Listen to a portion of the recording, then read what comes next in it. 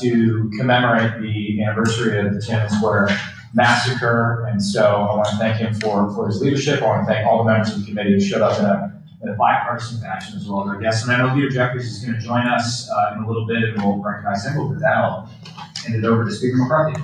Well, thank you, Mr. Chairman, and thank all of you for being here. You know, the ranking member as well. I know I spoke to the leader. He's got a lot of things going on, but he's going to make sure he's going to be here today too. For those of you on the committee, thank you for your service. We created a select committee on China for a purpose and a reason. And the way you have carried yourself out, your character, and the work you're doing is more critical than I think at any other time as we move forward. One of our failures is not speaking with one voice. There's many things that happen in people's lifetimes that are defining.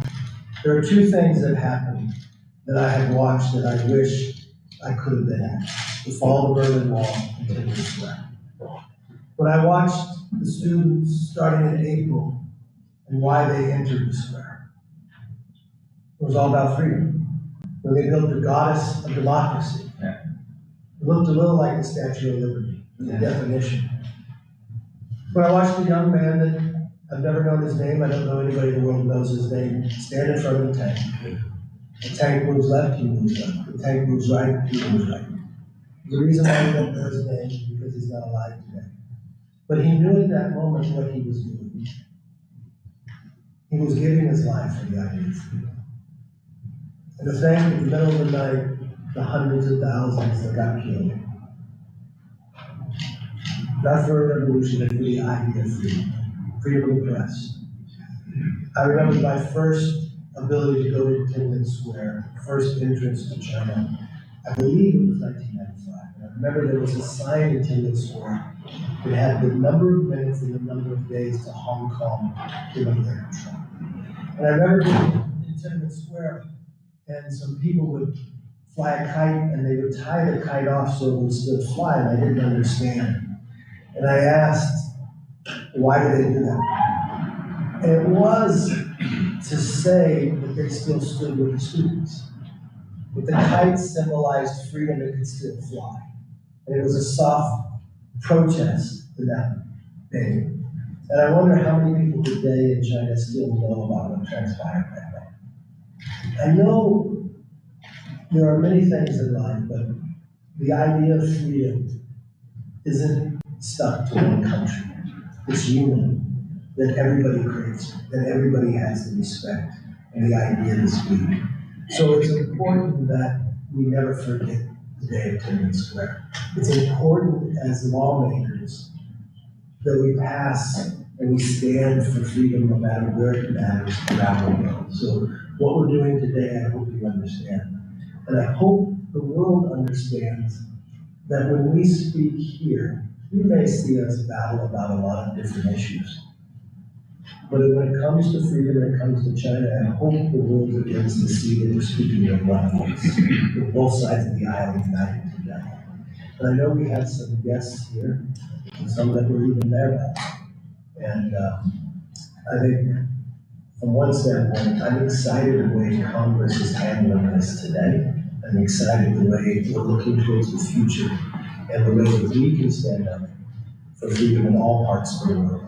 And I appreciate the chairman for allowing me to be part of this event. Thank you.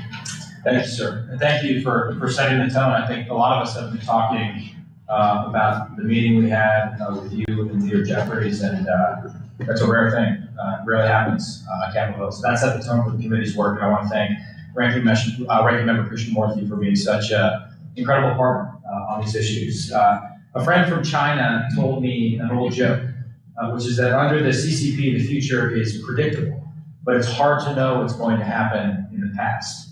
And there's no better example of the CCP's obsession with rewriting history than their censorship around this week, which is the anniversary of the Tiananmen Square massacre in 1989. In their telling, the PLA never stormed Beijing. They never crushed peaceful demonstrators under their tank treads. They never turned their guns on the best and brightest young people in China, killing thousands. But of course, all these things happened. We know they did, and we cannot let them control the past. We must remember But in our memory, we can't absolve ourselves. If the Tiananmen Square massacre is an indictment of the CCP, it's also an indictment in some ways of us. The mask slipped. We saw the CCP's true, brutal, paranoid face on live TV. And what did we do? We rewarded it.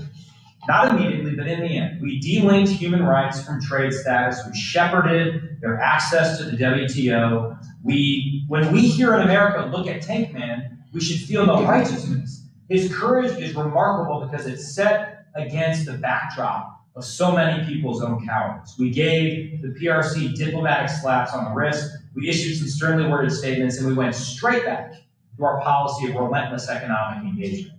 And the message was, keep the cheap goods flowing. And if you're going to abuse human rights, just try not to get caught on camera. We told ourselves the fairy tale that as China liberalized economically, the CCP would liberalize politically. But the opposite has happened. And now, after 34 years of relentless economic engagement, what do we see? We see concentration camps in Xinjiang. We see the militarization of the South China Sea. We see a Hong Kong where over 20 people were arrested yesterday, just yesterday, simply for wearing the wrong t-shirt, holding a candle, holding 2 flowers. Anything that could possibly be interpreted as a symbol of June 4th, the CCP tries to erase from history. They're just as paranoid, just as vicious as they were in those fateful days in June 1989. And why is that? Why is Beijing so obsessed with squashing all mentions of the Tiananmen Square massacre? Because they're terrified that they will lose control of one of their most important narratives.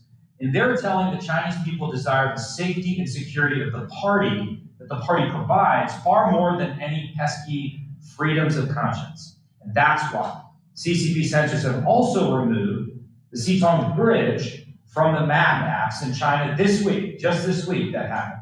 The site of Peng Lifa's famous Bridgeman protests in October last year that led to the White Paper movement.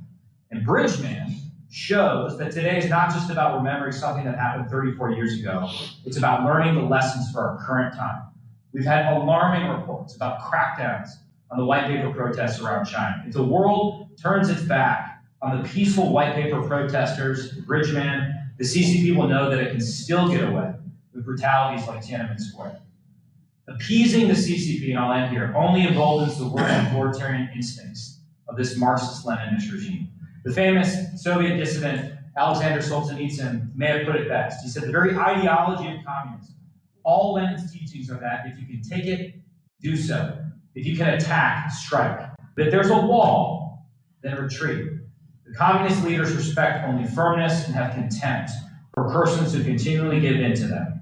It's not too late to learn the lessons of June 1989, and I can think of no firmer message than the members of this committee sitting here today in bipartisan fashion with the Speaker of the U.S. House of Representatives and the Minority Leader of the U.S. House of Representatives sending a signal that we remember.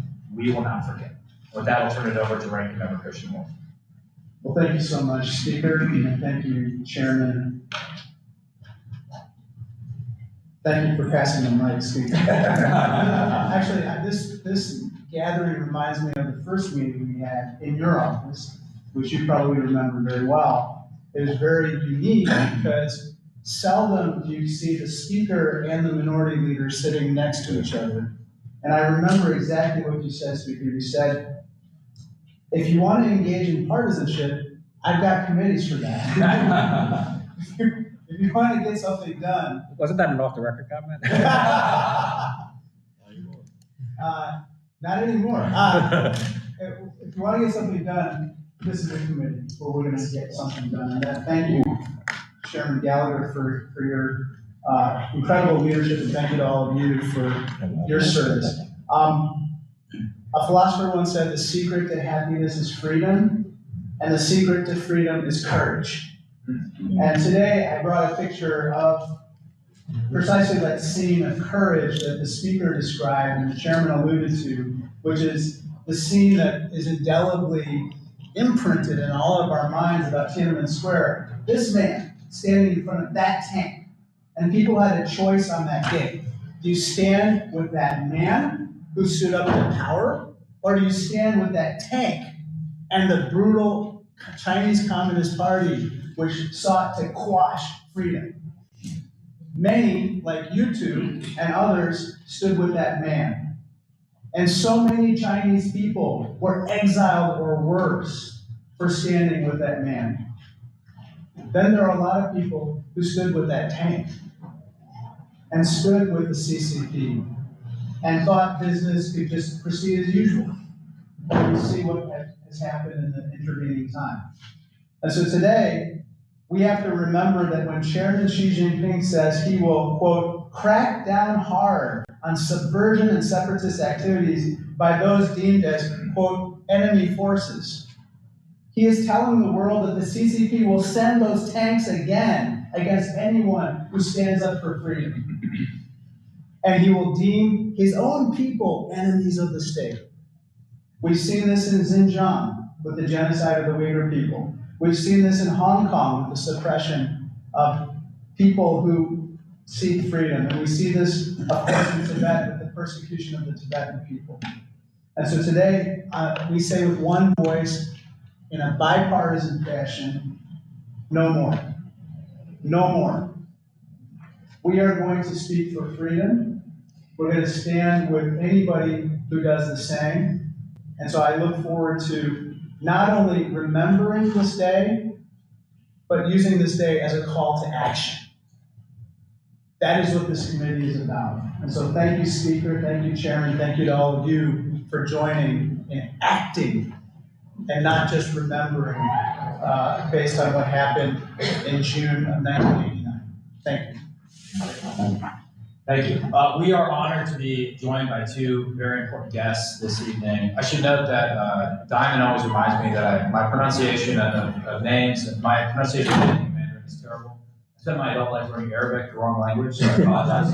But Mr. Hung Ching Lee has made it easy for me because he handed me his business card and he goes by Henry Lee now. So yeah. Henry is much easier than Hung Ching. Yeah. But Mr. Lee is an analyst and researcher on China's economy and politics. He was actually one of the student leaders in Tiananmen Square in the spring of 1989. And after the Tiananmen massacre, Mr. Lee was arrested and jailed for a year. And since then, he's worked with numerous China scholars and NGOs to support democracy and human rights in China. He's the founder and CEO of the Informatics and Strategies Institute. Our next guest is Wei Jingcheng, one of the leaders of the democracy, who was also at our first hearing as well. We were graced by his presence. He was one of the leaders of the Democracy Wall movement in China during the late 1970s. Unlike other Democracy Wall posters, Wei actually signed his name. And for speaking his mind, he spent 16 years in Chinese prisons, 16 years. He has been called the Nelson Mandela of China, and for his activism, he has received too many human rights awards to count, but I think perhaps the title that best sums him up is simply the longest-running thorn in the Chinese Communist Party's side. And when Wei was in prison, he continued to harass high-ranking CCP officials through the mail, through the written word. And from his cell on November 3rd, 1989, he wrote to Deng Xiaoping, haranguing him for the massacres in Tiananmen Square earlier that year. The letter begins, Dear Deng Xiaoping, I've written to you so many times now that I'm probably beginning to get on your nerves, and you're wondering, why can't this guy just sit in prison quietly? For nearly 50 years, Wei has not sat anywhere quietly. He's been a consistent, inspiring voice for freedoms in China, and he has been a pain in the rear, let's say, to generations of Chinese Communist Party leaders. His courage is very inspiring. So with the caveat that when Leader Jeffries gets here, we're going to recognize him for a statement. I will turn it over first to Wei Jingcheng and then to Mr. Lee for his remarks. So, sir. Oh, Speaker, you're very good at logistics. 很抱歉啊，我得通过翻译讲，大家需要多一点耐心。I apologize. You have to listen to me through a translator. 1989年的天安门的事件不是突然出现的，它有一个发展的历史。The 1989 massacre wasn't a sudden occurrence. It has a history. 大家可能都知道，1960年代的末期，中国在早期啊，发生了一个大的灾难，中国饿死了几千万人。You might know that in 1960 in China there was a great famine that tens of millions of people starved to death. 那次饿死人的很多的老百姓，包括知识分子，开始对共产党产生了怀疑。That was the beginning when the ordinary Chinese people and many intellectuals begin to question the Chinese Communist Party. 共产党改变了一下政策，给了老百姓一点点的自由，这样呢，中国度过了那次经济的危机。The Chinese Communist Party gave just a little bit of freedom to the people, so they could produce enough food to pass this crisis. 1966年，毛泽东发动了有名的文化大革命。在这场文化大革命中呢，毛泽东又继续恢复了苏联的那套共产主义的这个经济和政治制度。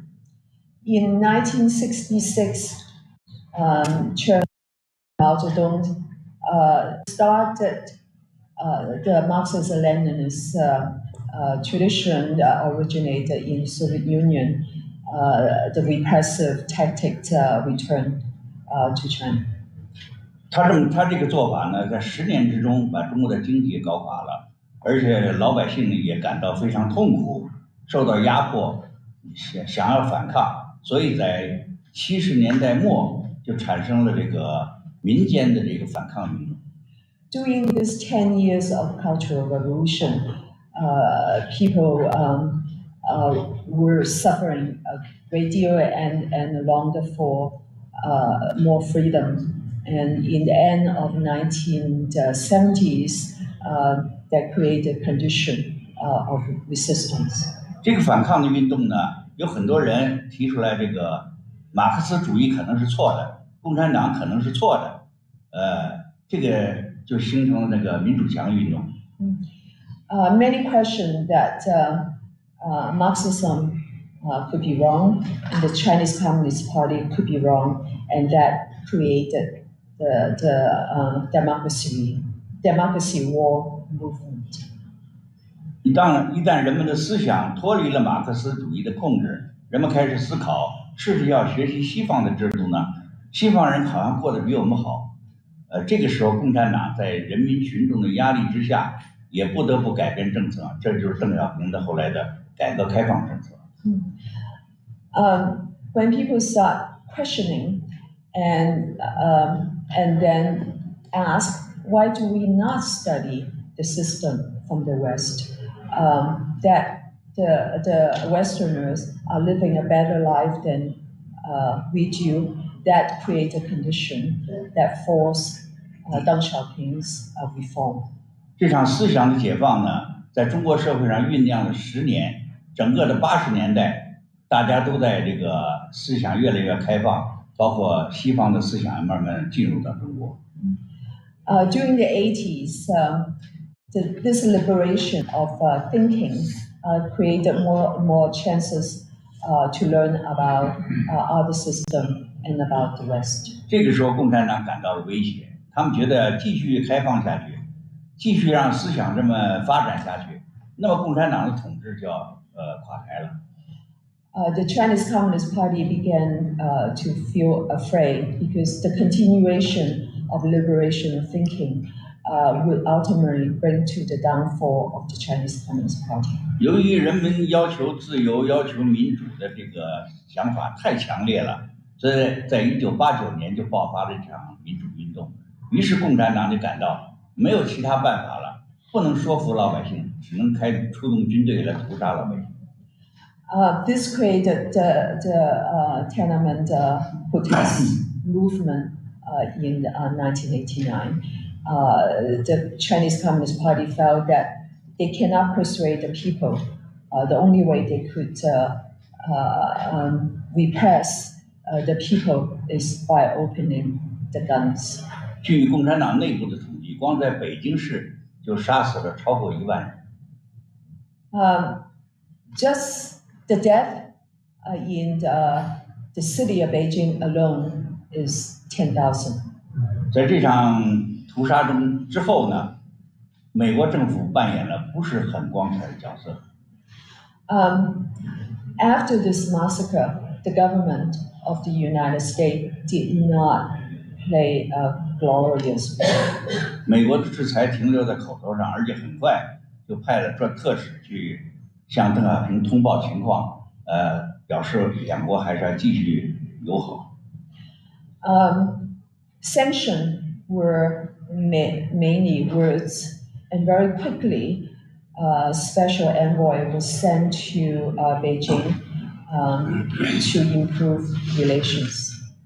在那之后呢，中国和美国的经济发展的还很快。After that, the economic relations between China and the United States improved very rapidly. 人们的生活水平得到了一定的提高。The living standard of the people were raised. 加上严厉的镇压措施，所以在那之后20多年，老百姓的反抗就是变得很微弱，只有一些少数的异议人士还在坚持反抗，很微弱。The improvement of the economy plus very repressive tactics have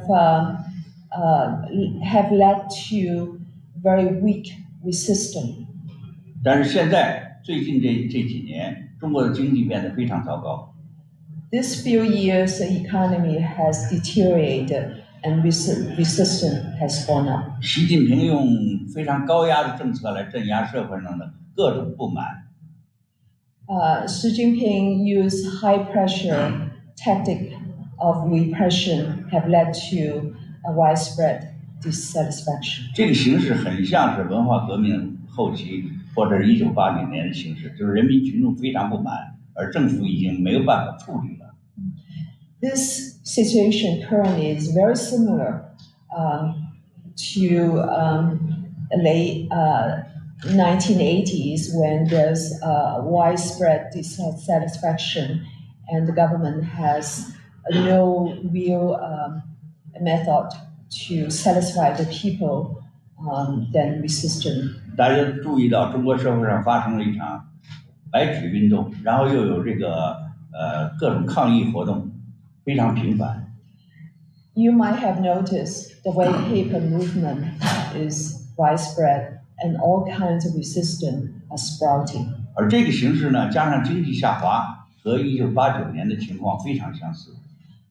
That coupled with the downturn of the economy is very similar to the situation in 1989. 而且共产党内部就是统治集团内部的斗争呢，也变得非常激烈，这和1989年情况也很相似。The internal power struggle among the elite, among the communist elite, is fierce, and that too is very similar to 1989. 所以中国很快要发生一个巨大的变化。那么美国社会、国际社会怎么样应对这个变化？现在应该开始思考这个问题。There will be great changes in China. The question is that is the United States ready to face that change? This is the time to consider how to face that change. 我注意到这个委员会，他们这个委员会在做着很多很重要的工作，也很有效果。I have observed that this community have done many good things and very effective things. 但是很多中国人让我告诉你们，让我传话给你们说，你们做的还很不够，对共产党的威胁还太小，还不足以对中国人民构成帮助。Many Chinese people have sent words to me to send this committee a message that even though you have done well, it is not enough. You are not creating enough pressure on the Chinese government. 所以我希望有一个新的政策，美国有一个新的政策能够改变中国，否则的话，如果美国不能改变中国，那么习近平可能也想改变美国。I wish the American people would consider changing to a new policy. If you cannot change China, then Xi Jinping will try to change you. 美国人可能觉得习近平太狂妄了，他做不到。但是习近平不这么认为，他可能觉得他有办法做到。Many people consider Xi Jinping cannot do this, and he is wishful thinking. But that is not how Xi Jinping thinks. He thinks he could do it. 他会知道一些危险，威胁到台湾，威胁到美国，甚至渗透到美国来，掌握美国的政治，这都是有可能的。He can create a danger and pressure. He can pressure Taiwan. He can pressure the United States. He can even penetrate into different level of the United States. These are the things he could do. 所以我希望跟大家更多的合作。I wish to cooperate with you much more. Thank you. The message you convey from the Chinese people is the same message I get from the speaker. You haven't done enough. With that, I recognize Mr. Henry Lee. Thank you. Thank you very much to the speaker, Chairman McKenzie, to the chairman, Mike Gallagher, and to the ranking member, Rajmo. And we can't even pronounce it. Okay. And to all these committee members to host this event is very important, not only for Chinese. Not only for Chinese people, it's also for the world. So I think, Mr. Wei Jingsheng just talked many points of what I have already wrote. So, but I think I have to change. So first, in 34 years ago, when Canon Master happened, I was there.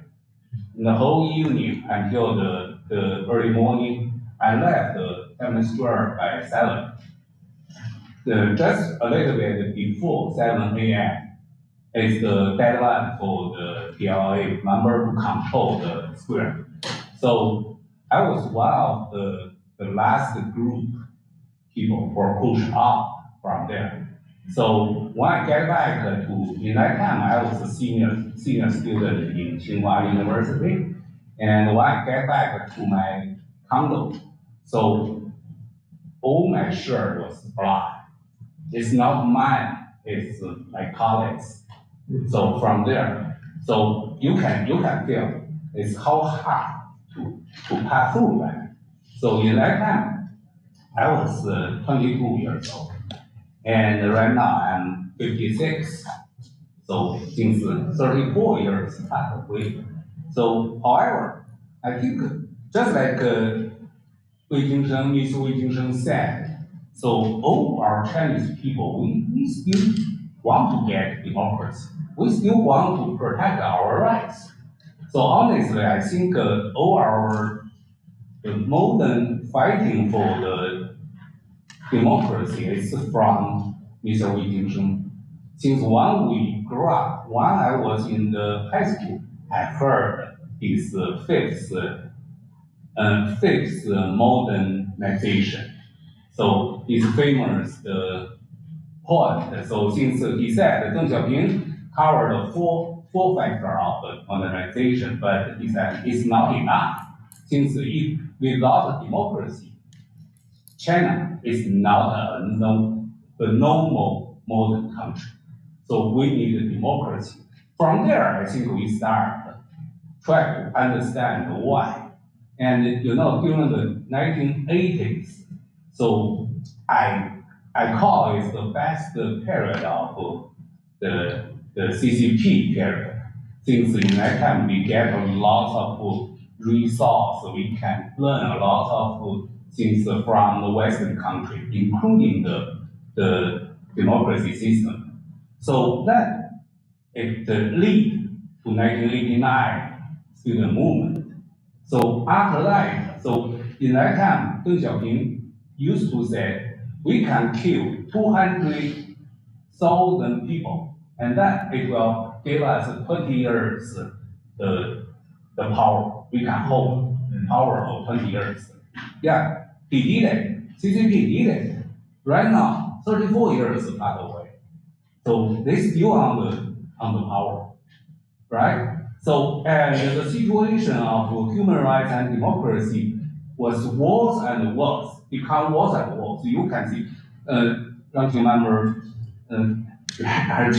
just mentioned, so many people were put in jail, and so many people were put in the labor camp. So much more than 1980s. So and Xi Jinping is not only trying to ruling the Chinese people, just like Mr. Wei Jingsheng said, he is trying to ruling the world. That's true.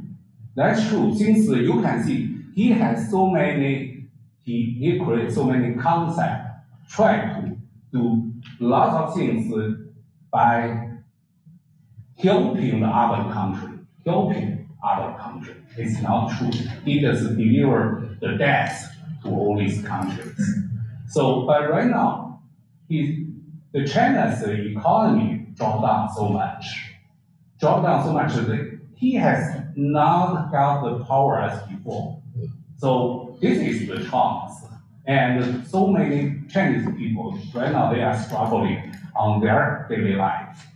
So right now, so many people against him. So, but they just scared by the PLA, by the police. So that's the reason they are still in power.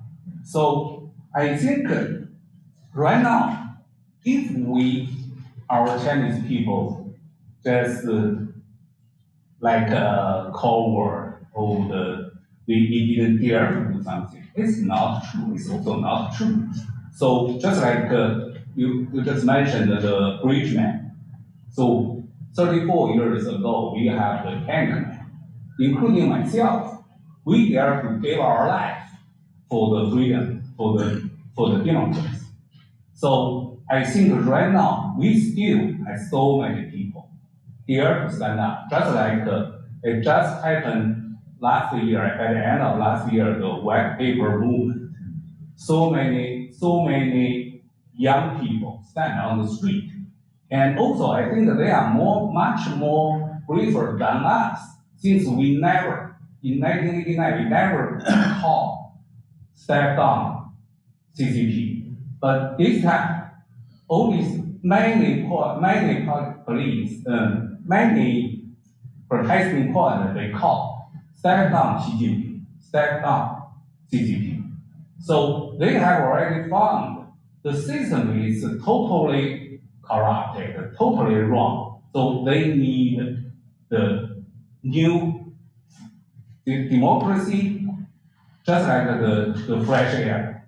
So I think at this point, so I appreciate you host this event to deliver a very strong message to us, to Chinese people, and to the world. So I think right now all these Chinese people, we need to know the truth.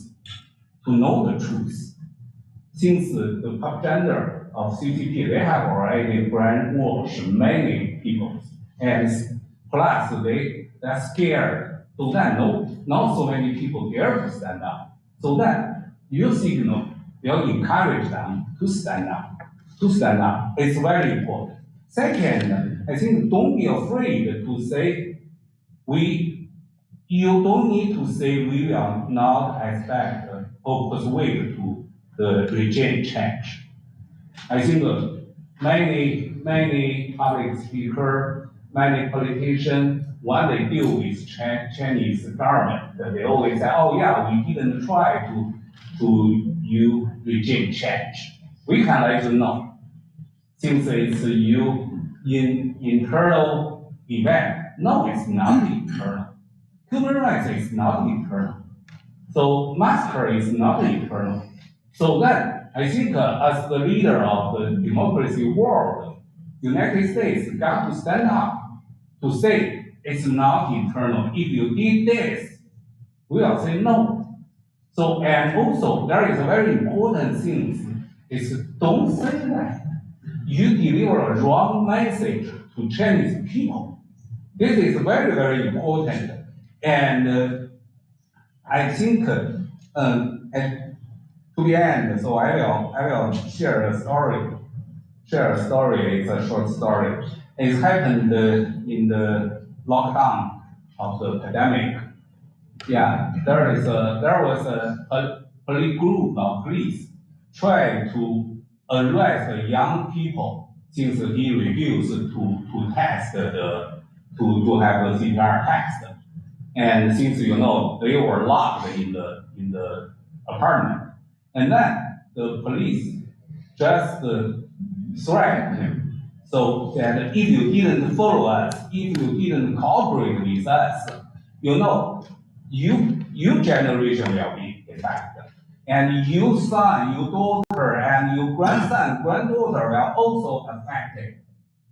So the young man just stand there and said, "Thank you, but believe me, I'm just the last generation." I think we believe that. So I think the democratic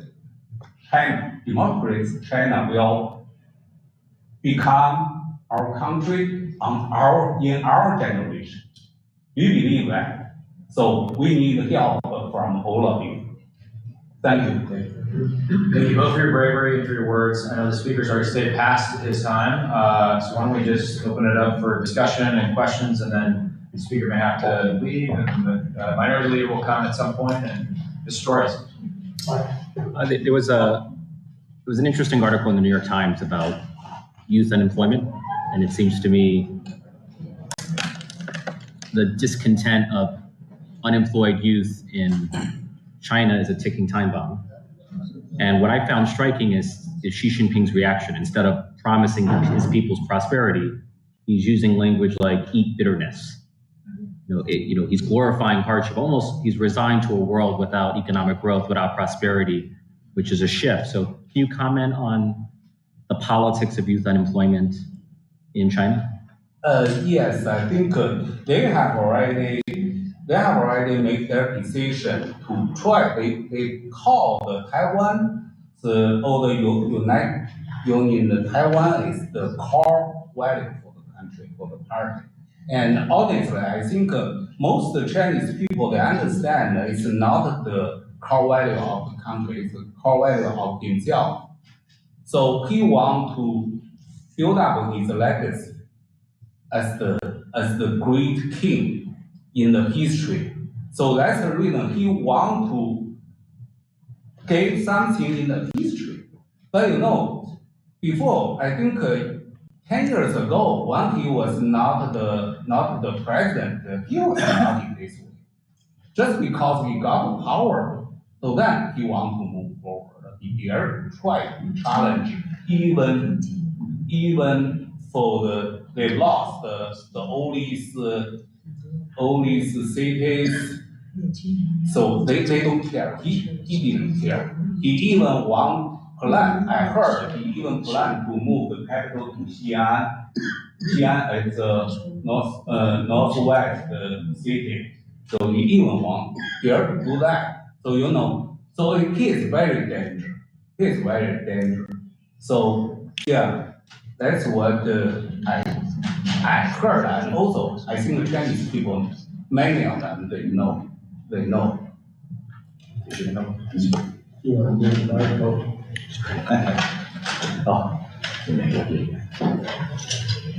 你提这个问题非常有意思。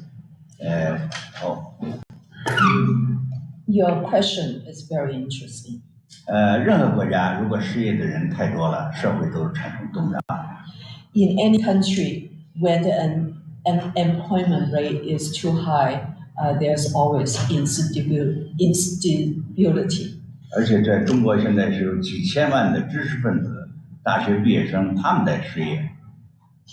Now, the high unemployment rates among university graduates. 中国历史上有无数次的革命，这些革命里面，大多数都是由这些失业的知识分子领导的。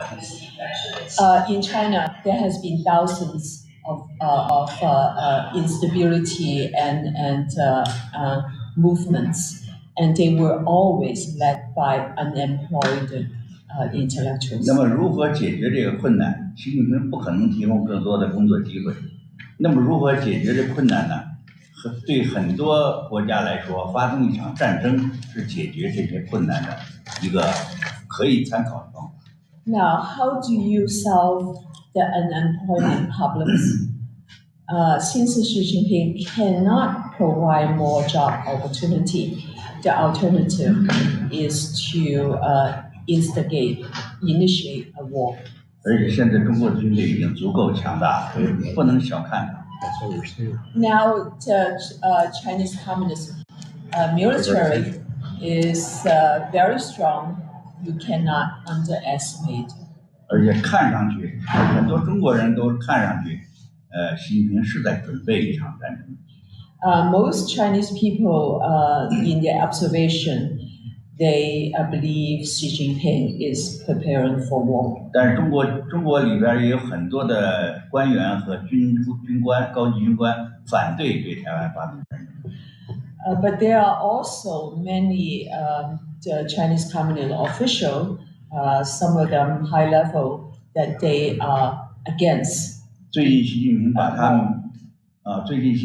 他们之中的这个领袖人物给抓起来了。The leader of this anti-war movement was recently arrested. 所以战争可能性可以说越来越高了。Since his arrest, the possibility of war is elevated. Mr. Johnson. So obviously China is an authoritarian regime, and so the media is tightly controlled, and the ability of people to tell their stories, engage in public assembly is tightly controlled. So for the everyday man or woman in China, is there, for somebody my age, say 46 years old, what would be their views of Tiananmen Square? Many people, they don't know. Many young people, yeah, I think many years ago, I had VOA gave me an interview for the Tiananmen massacre, and the reporter just made the interview. She just mentioned she was in close to 30. She just asked me. She said, "Oh, Mr. Lee, so why I didn't heard about this story?" She from Shanghai. And she just asked me why my parents didn't tell me this story, this sad story, so terrible story. And I said, since in China, if you want to do something against the government, so it's dangerous. But if you know the truth, you will, as a young people, you will stand up against the government. All these parents, most of these parents, they don't want to give their son, their daughter's life for this movement or for the new China. So that's the reason you parents just protect it. But the situation is changing. Everybody knows there is a great war on the internet, great war. The Chinese government said it there. And right now, China, they have so many cameras, CCTV, and they have the recognize Paul, just like they can recognize your face, your voice, even your body movement. So they can recognize you. They can arrest you right away. Nowhere you can hide. So looks like the government is so strong, right? However, there is several months ago, there is a very famous IT engineer. His name is Ruan Xiaohuan. He was sentenced for 7 years in jail. Right now, he is in the processing appeal. So why he was arrested? Since he developed the Great Wall software, and he distributed this software online, and also. As well, he also wrote lots of paper to introduce the Tiananmen massacre. So he posted online. He is only one people. He fight with the Chinese policemen for more than 12 years. he openly laughed at the policeman. You cannot catch me. So it's free. So even after he was arrested 1 year, his wife just know he was like a famous guy on the internet. Yeah, you can see. This is our Chinese. We are so proud of him. So, but we are among all these fighters. So, yeah, I think they can, they are so strong, but they cannot even make even one mistake to control the power. Just one is enough. Just like the Romania dictatorship. So he just like one mistake. So it's done. Jake? Thank you. Mr. Jingsheng, what do you think is the most important thing Congress could do to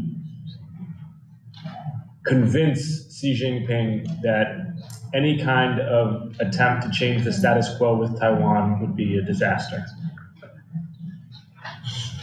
我想对于习近平来说，他现在最担心的是2件事情。For now, there are 2 things Xi Jinping is worried about. 一件事情呢，就是说，国内的老百姓会造反，所以对中国的老百姓的反抗行动进行给一些实质性的支持，这是对习近平威胁最大的。The number 1 worry for Xi Jinping is the possibility of Chinese people rebelling. Now, if any concrete effort you can give to help the people to rebel would be the greatest threat to Xi Jinping's rule. 我觉得第2件事就是美国可以做的很重要的事情，就是对中国采取一种对等的政策。The second most important thing the U.S. Congress can do is to set up a way of countering the Chinese Communist Party. 过去20多年，美国给了中国很多优惠的政策，促使中国发展得很快，也促使了共产党稳定下来。The last 20 years, the United States have given the Chinese Communist Party many benefits, which allow the Chinese Communist Party to stabilize rule and become strong. 我们中国人管这个叫做美国给共产党输血。We Chinese people call that the America is mainlining blood into the bloodstream of the Chinese Communist Party. 如果还有另外一个很重要的就是在媒体方面也应该采取对等的政策。如果中国不允许这个美国的记者进入中国，那么美国也应该不允许中国的记者进入美国。In media, there's the important thing that the United States can do is to set up a system that would counter what the Chinese Communist Party is doing.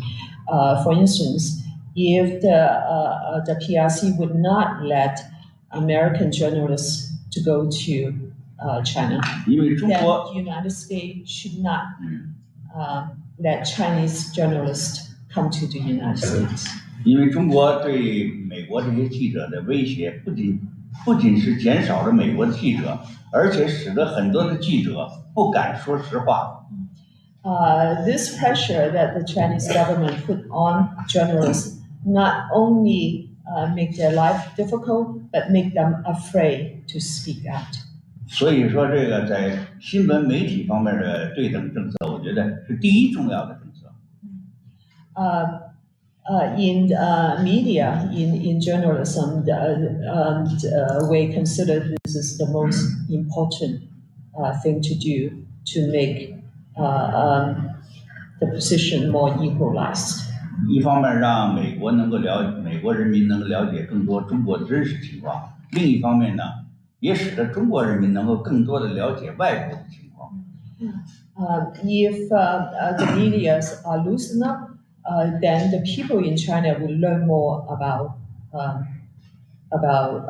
the West, and similarly for American people to learn more about 我 China. 想这是促使中国能够和平的演变的一个非常重要的做法。Knowledge will be a very important help to peaceful evolution. 中国反正要变了，如果我们不能促使它和平演变，那个地方可能会发生暴乱。It's definite that China will change, but if we cannot help China to change peacefully, then it will be changed violently. We have at least 3 members that want to speak. We have 3 minutes until votes, so we're going to try and get through as much as possible. Ms. Cheryl. And the press presumably has questions too. Okay, so quickly, in 2022, we saw some of the largest pro-democracy protests under the zero COVID policies that we've seen since the 80s. And I'm wondering now that many of those restrictions have been lifted, what is happening in the aftermath with many of those movements. And it seems as if a lot of the supply chain disruptions caused by that have negatively impacted Chinese businesses. And is there some sense with some of the powerful businesses pushing back against the government because of some of what that's done to their ability to sell their products worldwide? Yes. Okay.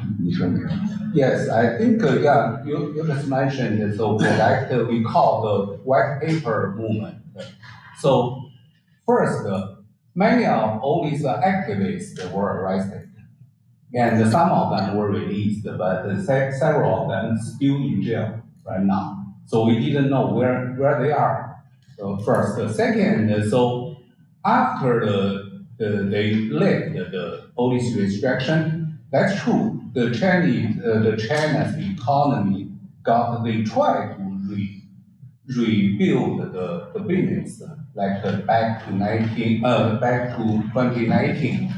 However, it's not easy right now. Just like the French China, the supply chain move out. Many of them move out. That's the reason. Recently, there are so many employment people, so they cannot get a job. Just like for the young people between the age from 16 to 28, in this age is more than 20% in the employment.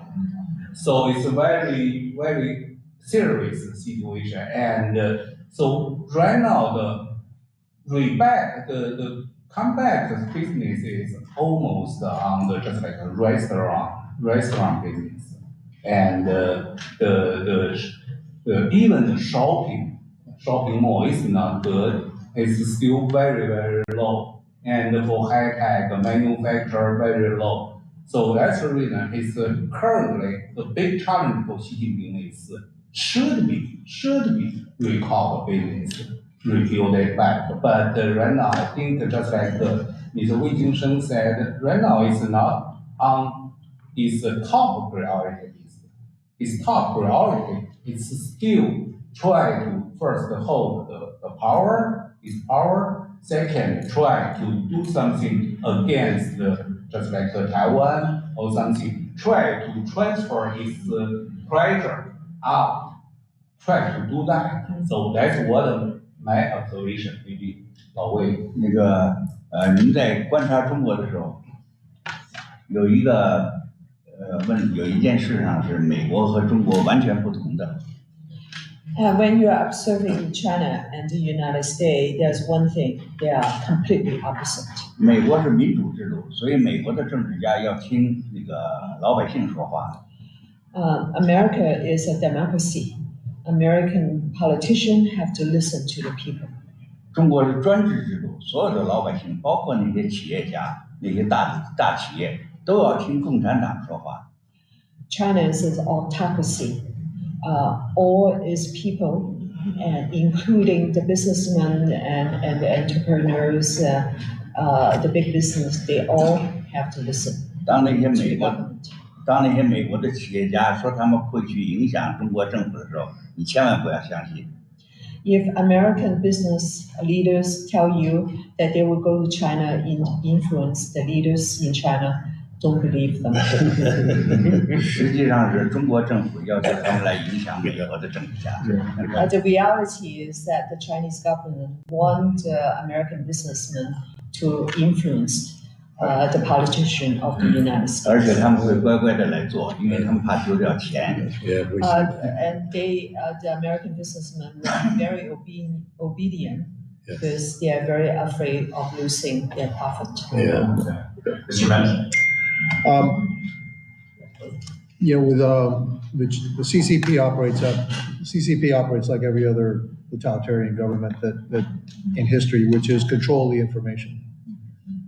Total control of the information, so that they're the only ones that do it. If Congress was able to find a way where the Chinese people could actually communicate amongst themselves without interference from the CCP, where would you rate that as far as importance in trying to bring about change in China? I think it's very high. Since just like the star trend, Elon Musk's star trend. So suppose technically it will be a solution, since you don't need to try to cross the Great Wall. But Elon Musk, he has already, I think, stand with the CCP government, just like recently divided Shanghai. But suppose there's something else, not Elon Musk, right? Okay. And you don't need equipment on the ground to make it work. If the Chinese people were able to communicate amongst themselves and get access to information, how important is that to bring about change? Critically important. Okay. So it's something that Congress could actually fund. Yes. Fair enough. Okay. Like voice of Yeah. Dan, and then we all have to leave in probably 10 minutes. Well, thank you for helping put a face on these events. Very important for us as a committee. I believe that change in China will happen. And sorry, I have allergies really bad, but will happen through the people. And I think we're all getting to the same point here. If we saw a rebellion to the COVID restrictions and change of official policy because of the people, if we're seeing decline in the economy, impacting the people, that's going to spark, we're seeing change happening there. I guess, what more could we do to help the people with that change towards peace that we all want? 我想有2点可以做。第一，减少帮助共产党。Two things you can do. Number one, stop helping the Chinese Communist Party. 第二就是说，如果你不能直接去帮助国内的这些反抗者，那你至少可以来帮助在海外的这些从事反抗活动的这些异议人士。The second thing is that if it's difficult to help the people inside China, then you should help the freedom fighters outside of China. 我非常遗憾地告诉你，现在美国政府对海外的这些反抗人士的帮助是0。I very regretfully have to tell you that the American government help to freedom fighter outside of China is 0. 这是共产党努力了很多年才达到的目标。The Chinese Communist Party have worked very hard for many years, and they have succeeded. Questions from the press, and votes have gone off. Apparently, we don't have the same buzzers in old rooms like this as we do in our normal rooms. The lights work. Yeah, well, there you go. You understand what those mean. Absolutely. Just the religious persecution of believers, Christians, Catholics. What more would you like to see done from the U.S. to help them?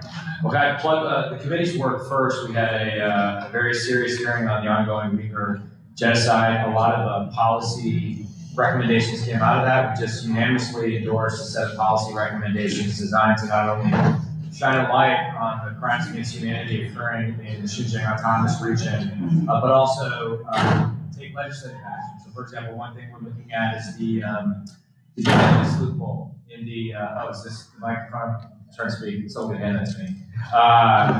Which it violates the intent of the letter of the Uyghur Forced Labor Prevention Act, and so I want to thank the ranking member for his good work on the policy recommendations. But I don't know if our outside guests have any thoughts on what we need to shine a light on religious persecution in China, which, as you allude to, is not just the Uyghurs; it's a variety of groups. 我觉得宗教问题不可能单独受到改善。如果我们在各个方面都给共产党压力的话，那么在宗教问题上我们给他压力才是有效果。如果我们再继续帮助中国共产党去发展它的经济，那我不觉得共产党你要改变宗教，共产党会向你让步。You cannot help religion singularly. If you give pressure all across the board, then religion would be also helped. Henry, any thoughts? Yeah, I think that's right. Yeah, that's right. And recently, I think just the last 2 weeks ago, there is another Muslim mosque were held down. So in Yunnan or some province, and that one has more than 100 years of history. But it's just. And Indonesians, viewers might be curious to learn that CCP is actually rewriting parts of the Bible, part of the New Testament, changing key passages to suggest that the authority of God is subservient to the authority of man. Most people I don't think are aware that this is happening right now. Whole new level of heresy there. Yeah, indeed. So the famous scene when people encourage Jesus to stone the sinful woman, of course, he says the famous words that he is without sin cast the first stone. The ending is different in the CCP version of that story. Much different. It didn't need a remake. Yeah, exactly. Any other questions from the press? Yes, sir.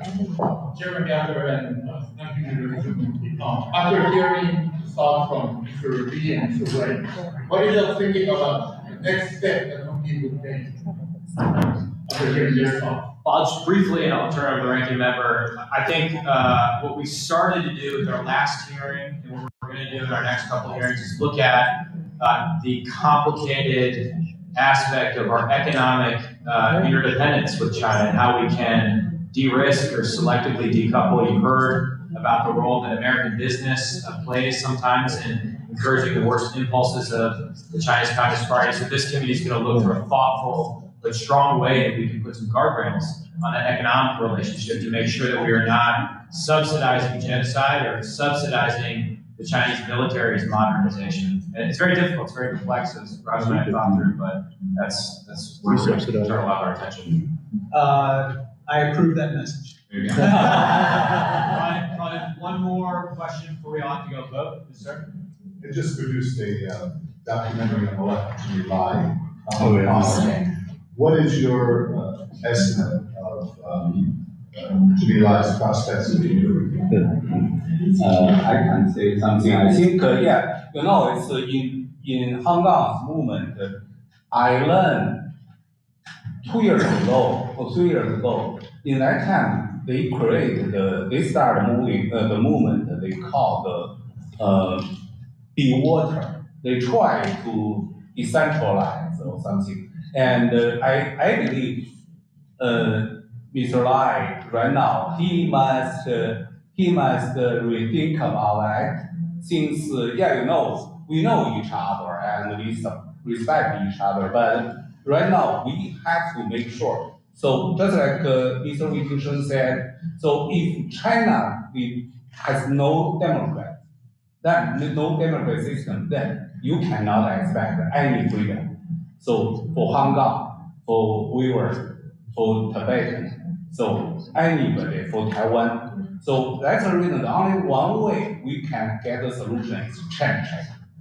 China become a democracy country so that everything got to be resolved. Not just that, members of the committee recently went to the UK and we had discussions with members of the UK government about what more they can do, we can help them do, because of course Jimmy Lai has a British passport, he's entitled to rights as a British citizen, and the government in some cases refuses to recognize that point. So I think merely by shining a light on the case, we can have an impact as legislators. And I would submit to you that in some meaningful sense, Jimmy Lai, who sits in prison, is freer than a lot of our captains of industry who find themselves silenced for fear of provoking the Chinese Communist Party. So it's something like, particularly on a day like yesterday, that we can't predict what's happening. So with that, thank you to our special outside guests. Thank you all.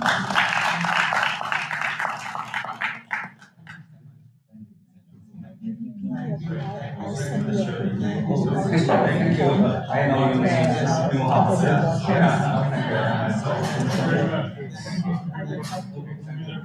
Okay, thank you.